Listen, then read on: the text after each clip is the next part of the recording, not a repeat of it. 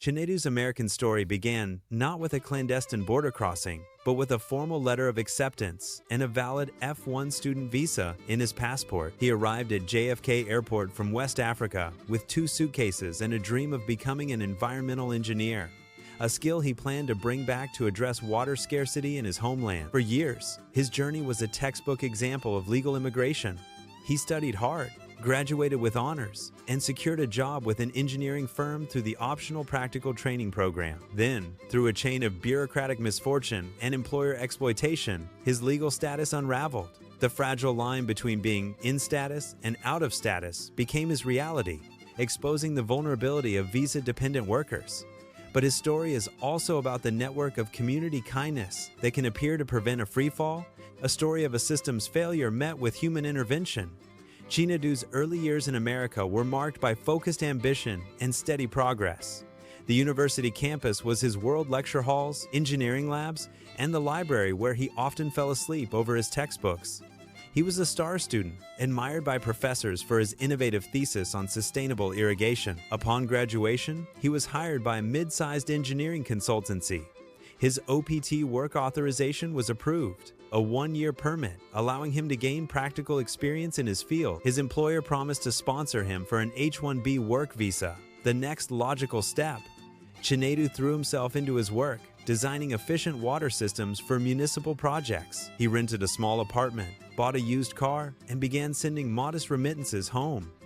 He was, by all outward measures, a successful immigrant on a perfectly legal track. The first crack appeared during the H-1B lottery. The system is a literal game of chance, with far more applicants than available visas. Chinedu's application was not selected. His employer, however, presented a solution: continue working while they applied for the next year's lottery. This was illegal. His OPT had expired, and he had no other work authorization, but the employer assured him it was a gray area and that they would pay him under the table to retain his talent. Fearful of losing his job and being forced to leave the country just as his career was launching, Chinedu agreed. He became, overnight, an undocumented worker with a master's degree. The exploitation deepened. His pay was suddenly cut by 30%. He was assigned the most tedious, unrewarding tasks. When he asked for his promised wage restoration, his manager hinted at reporting his status to immigration authorities. Chinedu was trapped, his visa a phantom, his future held hostage. The breaking point was a workplace injury. While inspecting a construction site, a piece of poorly secured equipment fell, striking his shoulder. The pain was severe, likely a torn ligament. His employer refused to report it to their workers' compensation insurance, citing Chinedu's unique employment situation. They offered to pay for a single clinic visit in cash if he promised not to file any reports. Cornered and in pain, Chinedu agreed. The clinic visit was cursory. He was given painkillers and told to rest. Without proper treatment, the injury did not heal. He could no longer perform field work.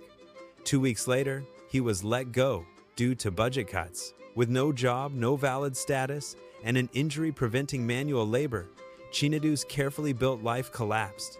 He could not afford his rent. His savings evaporated. He spent his last dollar storing his belongings and lived in his car for a week, showering at a campus gym he still had access to. The shame was a heavier burden than the pain in his shoulder. He had done everything right until the system's capriciousness and a bad faith employer had pulled the foundation from under him. This is where the story pivots, from systemic failure to community salvation.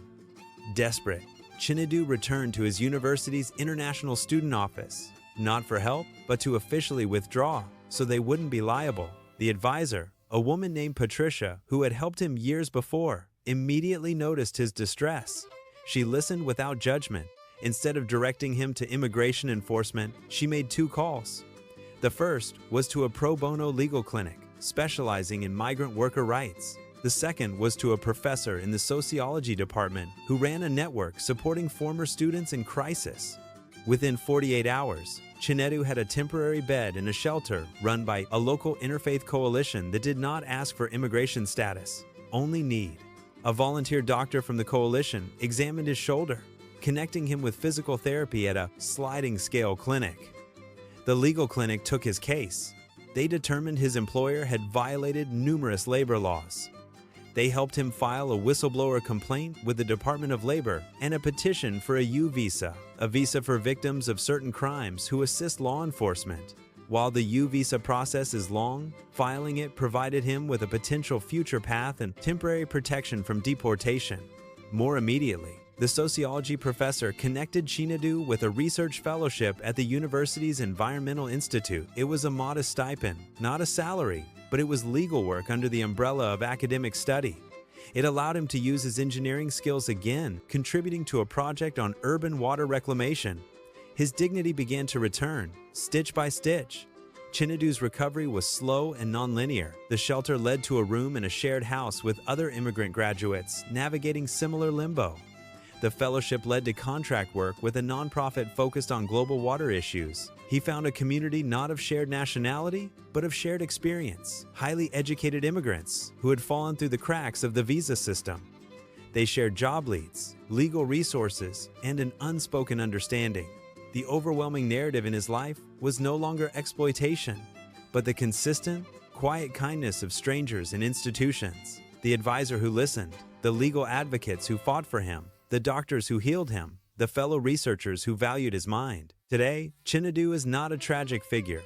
His U visa application is pending, a years-long wait, but he has work authorization under that petition. He works full-time for the nonprofit, designing water systems for communities in developing countries, fulfilling his original dream, albeit from a different angle. He is a respected contributor in his field. The injury left a permanent slight stiffness in his shoulder, a physical reminder of his vulnerability. The experience left a deeper understanding of the precariousness of conditional status in America. He volunteers with the legal clinic that helped him, mentoring other international students on their rights. Chinedu's Door is a cautionary tale wrapped in a story of resilience. It educates the audience on the real risks of the H-1B lottery and OPT systems pathways that are legal but inherently unstable. It highlights the severe power imbalance between visa-dependent employees and employers, a space where exploitation can flourish. But crucially, it shows that a fall from status is not the end. It illustrates the vital safety net formed by university resources, pro bono legal organizations, faith groups, and civic-minded individuals. The lesson is twofold. First, for those on visas, understand your rights and have a contingency plan. Second, for the community, your intervention, a phone call, a bed, legal advice can reroute a life from free fall to recovery. Chinedu's American dream was deferred and deformed, but it was not destroyed. It was reassembled, piece by piece, by the very community his skills were meant to serve, proving that sometimes the most powerful immigration pathway is not a visa stamp, but a hand held out in the moment of greatest need.